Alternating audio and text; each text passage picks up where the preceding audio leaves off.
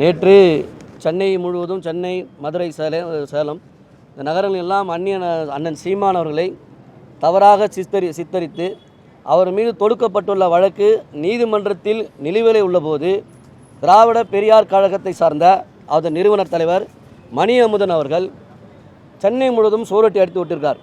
ஒரு வழக்கு நீதிமன்றத்தில் உள்ளது.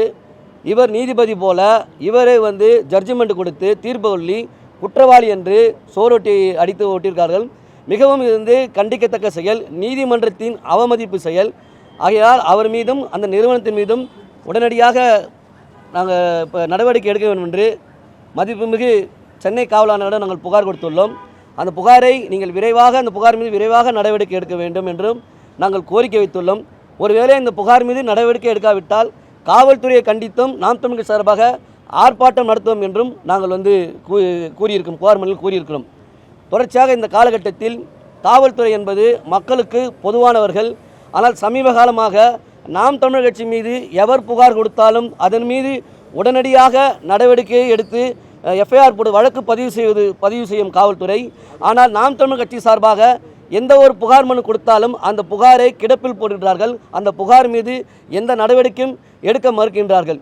நீங்கள் கூட ஊடகத்தின் வாயிலாகத்தான் இந்த செய்தியெல்லாம் உலகம் முழுவதும் தெரிந்தது.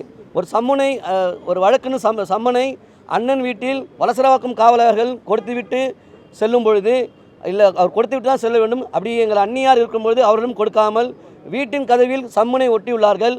ஆனால் நீலாங்கரை ஆய்வாளர் திரு பிரவீன் ராஜேஷ் அவர்கள் சம்மனை கிழித்ததற்காக எங்கள் அண்ணன் பாதுகாவலரை மிக கேவலமாக அடித்து துன்புறுத்தி சாதிய பேரை இழிவாக சொல்லி வன்முறை ஆட்டத்தை கையாண்டார். காவல்துறை இது போன்ற நடப்பது எங்களுக்கு வருத்தம் அளிக்கிறது.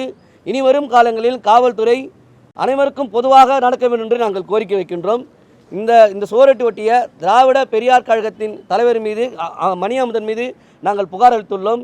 இதற்கு எதிர்வினையாக நாம் தமிழர் கட்சியின் சார்பாக அவர்கள் ஏற்றுக்கொண்ட தலைவர் மீதும் பாலியல் குற்ற வழக்கு உள்ளது. ஒருவேளை நாங்களும் அவர் தலைவர் மீது பாலியல் குற்றவாளி என்று நாங்கள் சோரட்டி அடித்து விட்டால் சட்டம் ஒழுங்கு இங்கு சீர்கெட்டு போய்விடும். அப்படி நாங்கள் இல்லாமல் ஜனநாயக முறைப்படி அவர்கள் மீது நடவடிக்கை எடுக்கும் என்று நாங்கள் காவலாளரிடம் மனு கொடுக்க வந்துள்ளோம். பாதகம் செய்பவரை கண்டால் நாம் பயம் கொள்ளலாகாது பாப்பா. மோதி மிதித்து விடு பாப்பா, அவர் முகத்தில் உமிழ்ந்து விடு பாப்பா. அண்மை செய்திகளை உடனுக்குடன் தெரிந்து கொள்ள இணைந்திருங்கள் எம் நாடு தொலைக்காட்சியுடன்.